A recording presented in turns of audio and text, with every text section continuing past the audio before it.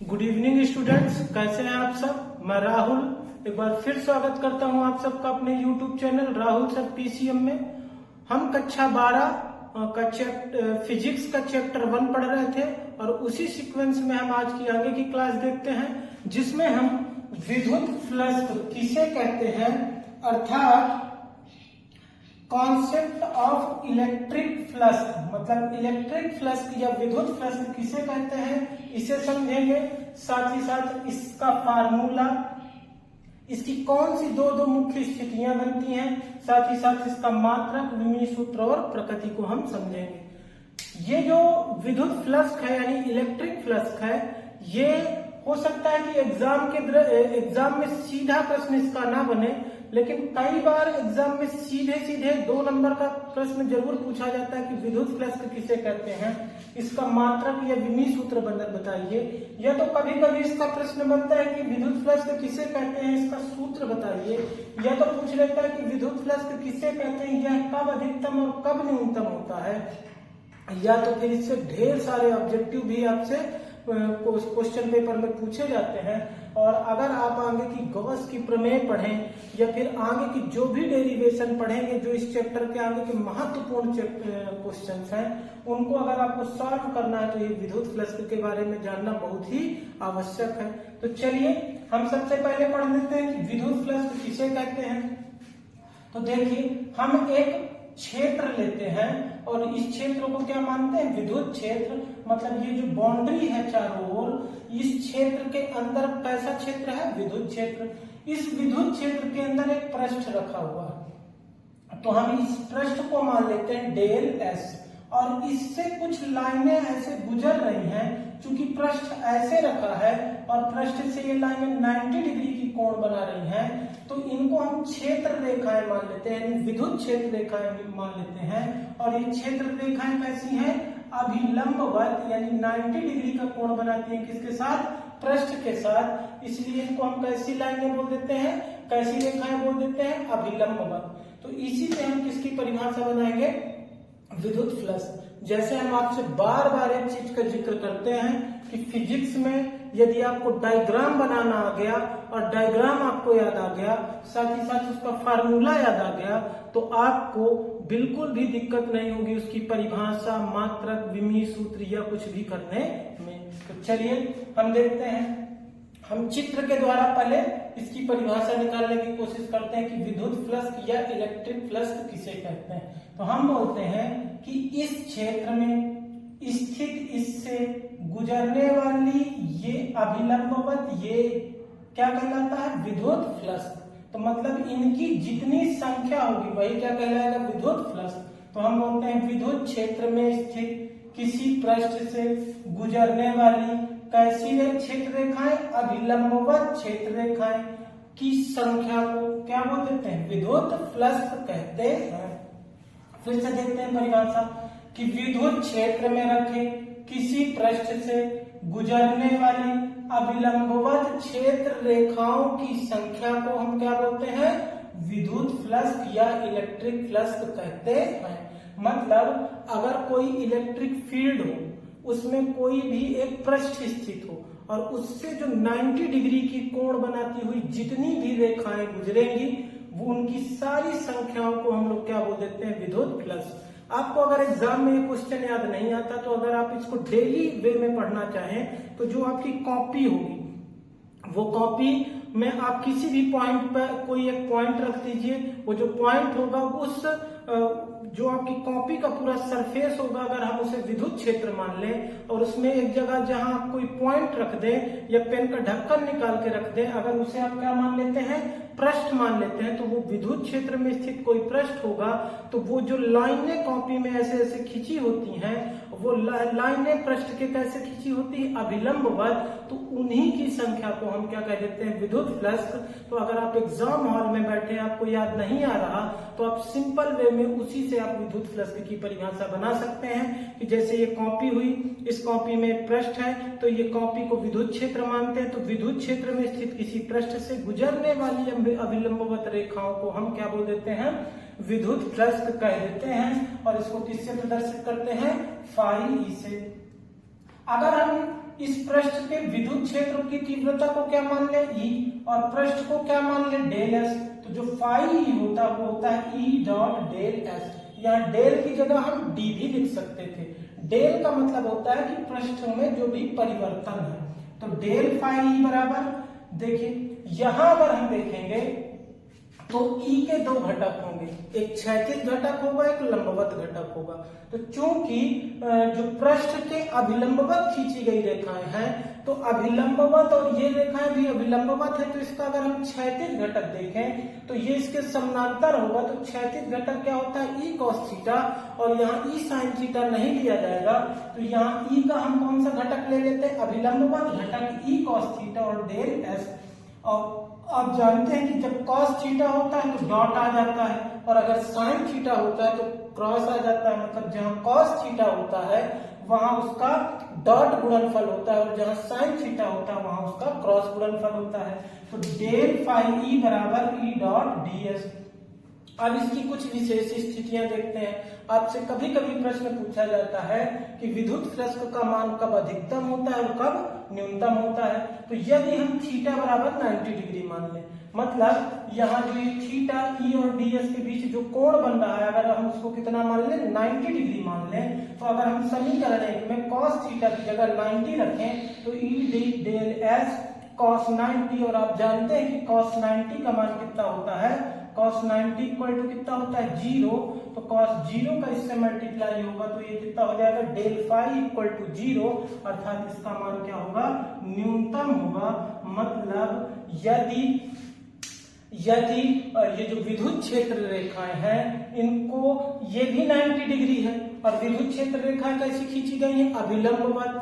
कहने का मतलब ये है कि यदि विद्युत क्षेत्र रेखाओं को समांतर रखा जाए तो इसका जो डेल फाई है यानी विद्युत फ्लक्स का मान कितना होगा, 0 होगा, अर्थात ये कितना होगा, न्यूनतम होगा। और ये समांतर की स्थिति में इसका मान कितना होगा, न्यूनतम होगा। तो अगर ई और डेल एस आपस में समांतर रखे हैं तो इसका मान विद्युत फ्लक्स का मान यानी डेल फाई का ई का मान कितना होगा, 0, और इसका मान, ये मान इसका क्या होगा, न्यूनतम होगा। किंतु यदि थीटा बराबर 0 डिग्री मान लें, मतलब ये जो कोण है इसको 0, तो ये इसकी दिशा और इसकी दिशा सेम हो जाएगी, और ई जो है वो पृष्ठ के अभिलंबवत है। तो पृष्ठ के अभिलंबवत है यानी ये समांतर की जगह कैसे हो जाएंगी, अब लंबवत हो जाएंगी। तो यहाँ हम अगर इसी समीकरण में cos थीटा की जगह cos 0 रखें तो cos 0 का मान 1 होता है, तो यहाँ आ जाएगा ई डेल एस, और इसका मान क्या हो जाएगा, अधिकतम। अर्थात यदि पृष्ठ और विद्युत क्षेत्र रेखाओं को लंबवत रखा जाए तो इसका मान विद्युत फ्लक्स यानी इलेक्ट्रिक फ्लक्स का मान क्या होगा, अधिकतम होगा। तो चलिए इसका मान कब अधिकतम कब न्यूनतम होगा, जब थीटा बराबर 90 डिग्री होगा, मतलब ई और डी एस के बीच जो बनने वाला कोण वो होगा वो 90 डिग्री होगा, तो विद्युत फ्लक्स का मान न्यूनतम यानी 0 होगा। और यदि ई और डी एस के बीच का जो कोण होगा वो 0 डिग्री होगा, अर्थात ये दोनों आपस में लंबवत होंगे, तो इस डेल फाई का मान ई डेल एस होगा, अर्थात अधिकतम होगा। अर्थात इसका मान थीटा बराबर 90 में न्यूनतम और थीटा बराबर 0 में क्या होगा, अधिकतम होगा। अब अगर हम इसका मात्रक देखें तो फिर से यही फार्मूला, फाई बराबर डेल एस। ई बराबर हम लोग जानते हैं कि एफ अपॉन क्यू होता है, अर्थात विद्युत क्षेत्र की तीव्रता का फार्मूला आप जानते हैं कि एफ बटे क्यू होता है। यहाँ डेल एस, एफ का मात्रक क्या होता है, न्यूटन, क्यू का मात्रक होता है कूलाम, और एस यानी पृष्ठ का क्षेत्रफल है, और क्षेत्रफल का मात्रक होता है मीटर की घाते 2।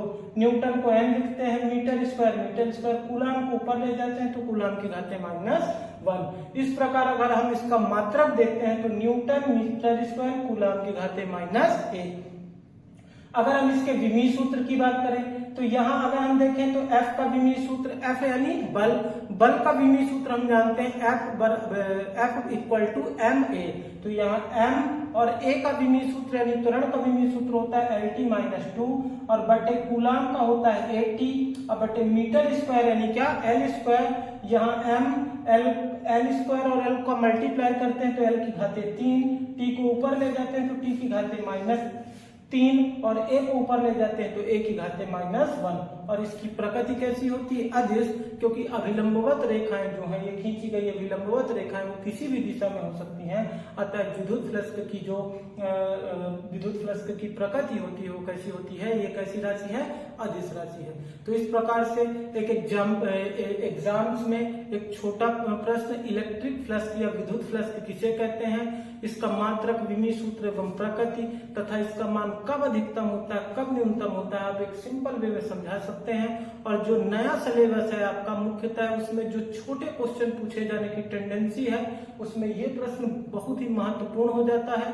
तो साथ ही आगे के जो क्वेश्चन हम गॉस की थ्योरम वगैरह करेंगे उसमें भी इस क्वेश्चन का, ये विद्युत फ्लक्स का काफी महत्वपूर्ण योगदान है, इसलिए इसको पढ़ने की काफी ज्यादा आवश्यकता है। साथ ही इससे रिलेटेड कुछ न्यूमेरिकल्स भी हम आगे देख रहे होंगे। तो इस प्रकार से ये एक इम्पॉर्टेंट क्वेश्चन है, इसे आप अपने नोटबुक में नोट कर सकते हैं। और विद्युत फ्लक्स किसे कहते हैं, इसे आप सिंपल चाहे तो इस फार्मूले से, साथ ही साथ अगर हम देखें इधर से हम विद्युत फ्लक्स की एक और परिभाषा बनाना चाहें तो इसको हम क्या बोल देते हैं, विद्युत फ्लक्स। इधर देखेंगे तो इसको बोलते हैं विद्युत क्षेत्र रेखाएं, विद्युत क्षेत्र रेखाएं, और इसको क्या बोल देते हैं, पृष्ठ का क्षेत्रफल। अब बीच में जो लगा है वो है क्या, डॉट। तो हम क्या बोलेंगे कि ये इसके इसके इसके ये होता है, मतलब विद्युत फ्लक्स विद्युत क्षेत्र रेखाओं और पृष्ठ के क्षेत्रफल के डॉट गुणनफल के क्या होता है, बराबर होता है। और इसी को हम क्या बोल देते हैं, विद्युत फ्लक्स। तो चाहे विद्युत की फ्लक्स की परिभाषा आप डायग्राम से बता सकते हैं, ये विद्युत फ्लक्स की परिभाषा आप फार्मूले से बता सकते हैं। और ये फार्मूला अगर आपको याद है तो आप इसकी विशेष स्थितियां, कब इसका मान अधिकतम कब न्यूनतम होगा तथा इसका मात्रक, विमीय सूत्र और इसकी प्रकृति को समझा सकते हैं। चलिए अब हम आगे देखते हैं एक महत्वपूर्ण प्रमेय, गॉस की प्रमेय, जिसका एग्जाम में बहुत ज्यादा वेटेज है और हर साल के एग्जाम में लगभग किसी न किसी पेपर में आपको गॉस की प्रमेय देखने को मिल जाती है। तो अब हम देखेंगे कि गॉस की प्रमेय किसे कहते हैं और गॉस की प्रमेय का कथन लिख के इसकी सिद्ध कीजिए कि किसी बंद पृष्ठ से गुजरने वाला संपूर्ण विद्युत फ्लक्स उसके अंदर उपस्थित आवेश का 1/ε0 गुना होता है। या फिर प्रश्न पूछ लेता है कि गॉस की प्रमेय किसे कहते हैं और गॉस की प्रमेय को सिद्ध कीजिए। तो चलिए गॉस की प्रमेय को सिद्ध करने के लिए सबसे पहले हम एक तो गोला ले लेते हैं और इसको हम मान लेते हैं कि ये क्या है, एक बंद पृष्ठ है। तो यहाँ हमारे पास एक बंद पृष्ठ है, बंद पृष्ठ यानी गोला होगा तो गोले का केंद्र मान लेते हैं कितना है, O है। इसकी त्रिज्या कितनी मान लेते हैं, R। गोले का जो बंद पृष्ठ है इसके पृष्ठ में एक छोटा सा अवयव ले लेते हैं, उसको क्या मान लेते हैं, DS। गोले का जो बंद पृष्ठ है उसके केंद्र पर एक आवेश रख देते हैं, Q। मान लीजिए कि गोले के अंदर क्या उपस्थित है, निर्वात। गोले का जो गोले का जो केंद्र है O, इससे R दूरी पर कोई बिंदु क्या मान लेते हैं, P। और यहाँ जो विद्युत क्षेत्र की तीव्रता है उसे क्या मान लेते हैं, E। तो चलिए सबसे पहले हम चित्र को समझ लेते हैं। चित्र को समझने के बाद हम गॉस की प्रमेय का कथन लिखेंगे, फिर उसका क्या लिखेंगे, डेरिवेशन। तो सबसे पहले हम देखते हैं कि गॉस की प्रमेय को हमको यही लास्ट में सिद्ध करना, और जो चीज सिद्ध करना उसे हम पहले लिख लेते हैं और इसी से हम इसकी क्या बनाएंगे, परिभाषा। हम जानते हैं कि फाई क्या है, विद्युत फ्लक्स, और क्यू क्या है, इस बंद पृष्ठ के अंदर जो गोले का केंद्र O है उस पर रखा एक क्या है, आवेश, और ये कहाँ रखा है, निर्वात में। और ये है 1/ε0 यानी ये क्या है, निर्वात की विद्युतशीलता। तो हमको बताना है कि ये इसके इसके ये होता है, मतलब हम इसको परिभाषित करते हैं कि गॉस की प्रमेय किसे कहते हैं। तो गॉस की प्रमेय किस पर आधारित है, संपूर्ण विद्युत फ्लक्स। अगर आपसे कोई पूछता है कि गॉस की प्रमेय किस पर आधारित है, तो गॉस की प्रमेय का अगर आप फार्मूला देखें तो यहाँ फाई है, और फाई जो है वो किसी भी पृष्ठ से गुजरने वाला क्या है, संपूर्ण विद्युत फ्लक्स निकालने का एक फार्मूला है। इसलिए ये किस पर आधारित है, संपूर्ण विद्युत फ्लक्स पर। साथ ही साथ इसमें हमने किसका यूज किया है, एक बंद पृष्ठ का। मतलब गॉस की प्रमेय किस पर लागू होती है, बंद पृष्ठ पर लागू होती है, ना कि खुले पृष्ठ पर। तो चलिए देखते हैं, हम बनाते हैं गॉस की प्रमेय किसे कहते हैं। तो देखते हैं, किसी बंद पृष्ठ से गुजरने वाला संपूर्ण विद्युत फ्लक्स निर्वात में उसके अंदर स्थित आवेश का 1/ε0 गुना होता है। मतलब फिर से अगर हम देखें तो हमको ये बोलना था कि ये इसके अंदर यहाँ उपस्थित इसके इतना गुना होता है। तो हम क्या बोलेंगे, किसी बंद पृष्ठ के से गुजरने वाला संपूर्ण विद्युत फ्लक्स उसके अंदर निर्वात में उपस्थित आवेश का 1/ε0 गुना होता है। यही गॉस की प्रमेय है। यहाँ ε0 आप जानते हैं इसे क्या कहते हैं, निर्वात की विद्युतशीलता कहते हैं। अब हम गॉस की प्रमेय का क्या करेंगे, निगमन करेंगे। तो हम मान लेते हैं कि माना गोले का केंद्र O है तथा त्रिज्या R है। मतलब एक बंद पृष्ठ है गोले के रूप में जिसका केंद्र क्या है O और त्रिज्या क्या है R। इसके केंद्र O पर एक आवेश Q रखा है। केंद्र O से R दूरी पर कोई बिंदु क्या है, P है, जहां हमें विद्युत क्षेत्र की तीव्रता, तो विद्युत क्षेत्र की तीव्रता का फार्मूला आप जानते हैं, E बराबर 1/4 पाई ε0 Q/r²। और इसको हम क्या मान लेते हैं, समीकरण नंबर 1 मान लेते हैं। आगे देखते हैं, यहाँ अगर आप देखें आपसे पूछता है कि E की दिशा क्या होगी, तो E की दिशा OP के अनुदिश, यानी OP यानी ये जो बंद गोला उसके त्रिज्या के अनुदिश गोले के कहाँ है, बाहर की ओर है। तो E की दिशा OP यानी त्रिज्या के अनुदिश कहाँ है, बाहर की ओर है। अब यदि हम क्या करें कि इस गोले को ds अल्पांश के कई छोटे छोटे गोलों में बांट लें, जैसे ds यहाँ है, ds करके इसको कई छोटे छोटे गोलों में हम क्या कर लेते हैं, विभाजित कर लेते हैं। तो हम देखते हैं कि जो ds की दिशा होगी वो भी OP के अनुदिश ही गोले के बाहर की ओर होगी। तो चूंकि E और ds दोनों की दिशा मतलब एक ही दिशा में है, अतः इनके बीच बनने वाला कोण थीटा बराबर कितना होगा, 0 डिग्री। तो अगर अब हम निकालना चाहें कि इस अल्पांश के कारण इस बिंदु से ऊपर स्थित इसके कारण विद्युत क्षेत्र की तीव्रता यानी विद्युत फ्लक्स, तो d फाई E बराबर अभी हमने सूत्र पढ़ा था EdS। मतलब इस गोले से, इस अल्पांश के कारण इस गोले से गुजरने वाला अगर हम विद्युत फ्लक्स देखें तो वो क्या होगा, d फाई बराबर E.ds। जैसे ही हम डॉट हटाते हैं तो क्या आ जाता है, cos थीटा, और थीटा बराबर 0, क्योंकि हमने देखा कि E और ds की दिशा क्या है, एक दूसरे के समांतर है। और जब समांतर कोई राशियां होती तो उनके बीच बनने वाला कोण कितना होता है, थीटा बराबर 0 डिग्री। और यहाँ हम थीटा का मान 0 रख देते हैं। तो हम जानते हैं कि cos 0 की वैल्यू कितनी होती है, 1। तो यहाँ d फाई बराबर क्या हो जाता है, EdS। और यहाँ लिख देते हैं since cos 0 degree equal to कितना होता है, 1। अगर अब हम इसे देखें तो d फाई E बराबर, तो यहाँ हमारे पास E का मान है और यहाँ d फाई E बराबर EdS है। तो हम यहाँ लिख सकते हैं समीकरण 1 तथा 2 से। तो यहाँ समीकरण 1 तथा 2 से, तो ये जो d फाई E है यहाँ से E का मान उठा के हम यहाँ रख देते हैं। तो यहाँ हम 1/4 पाई ε0 Q/r² और क्या रख देते हैं, ds।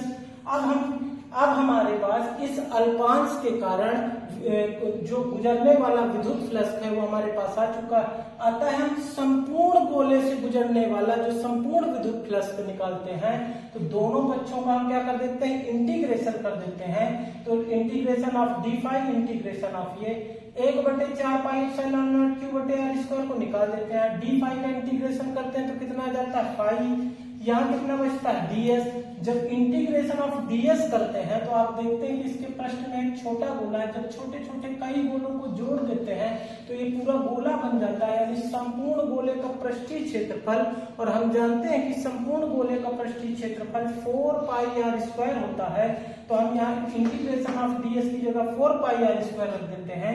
तो यहाँ 4π से 4π कैंसिल हो जाता है और r² से r² कैंसिल हो जाता है।